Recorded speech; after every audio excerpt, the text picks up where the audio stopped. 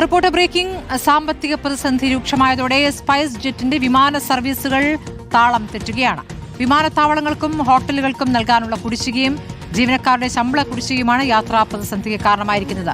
നെടുമ്പാശ്ശേരി അന്താരാഷ്ട്ര വിമാനത്താവളത്തിൽ സ്വന്തമായി ഓഫീസില്ലാത്ത സ്പൈസ് ജെറ്റിന് ആകെയുള്ളത് 14 ജീവനക്കാർ മാത്രമാണ്. നിതിൻ സേവ്യർ വിവരങ്ങളുമായുണ്ട്. Nithin, good morning. ഇപ്പോൾ സ്പൈസ് ജെറ്റ് വലിയ നഷ്ടത്തിലേക്ക് നീങ്ങുന്നു എന്നുള്ള കാഴ്ചയാണ്. ഇപ്പോൾ ഈ സാമ്പത്തിക പ്രതിസന്ധി എങ്ങനെ മറികടക്കാനാകുമെന്നുള്ളതാണ് എന്താണ് അറിയാനാകുന്നത്?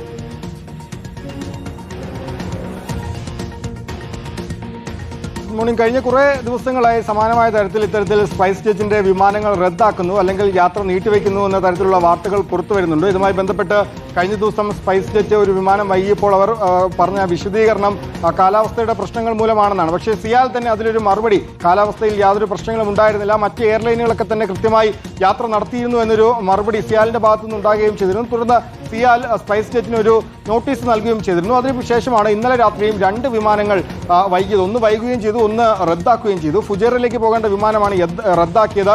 ദുബായിലേക്ക് പോകേണ്ട വിമാനം, ഇന്നലെ രാത്രി പോകേണ്ട വിമാനം ഇന്ന് പുലർച്ചെ 6:30ക്കാണ് പുറപ്പെടുന്നത്. അപ്പോൾ വലിയ പ്രതിഷേധങ്ങൾ ഉണ്ടായിരുന്നു. ഇതിന്റെ പ്രധാന പ്രശ്നം ഈ സ്പൈസ് ജെറ്റിന് ഈ വിമാനത്താവളത്തിനകത്ത് ഒരു ഓഫീസ് പോലും ഇല്ല എന്നതാണ് വസ്തുത. 14 ജീവനക്കാരാണ് ആകെ ഈ സ്പൈസ് ജെറ്റിന് നെടുമ്പാശ്ശേരി വിമാനത്താവളത്തിലുള്ളത്. അതിൽ 2 പേർ രാജി നൽകിയിട്ടുണ്ട്. അവർക്ക് ജോലിയിൽ തുടർന്നു പോകാൻ സാധിക്കില്ല. കാരണം 3 മാസമായി ഇവർക്ക് ശമ്പളം ലഭിക്കുന്നില്ല, ജീവനക്കാർക്ക് ശമ്പളം ലഭിക്കുന്നില്ല.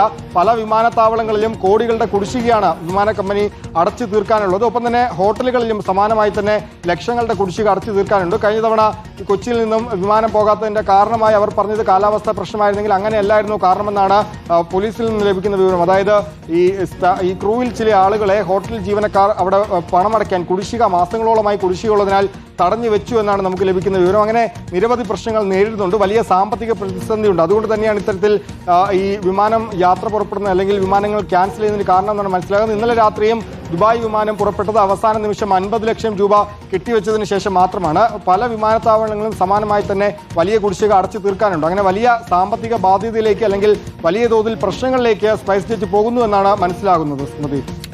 ശരി, നിതിൻ സേവ്യറാണ് വിവരങ്ങൾ നൽകിയത്. സ്പൈസ് ജെറ്റ് വലിയ നഷ്ടത്തിലേക്ക് കുപ്പുകുത്തുകയാണ്.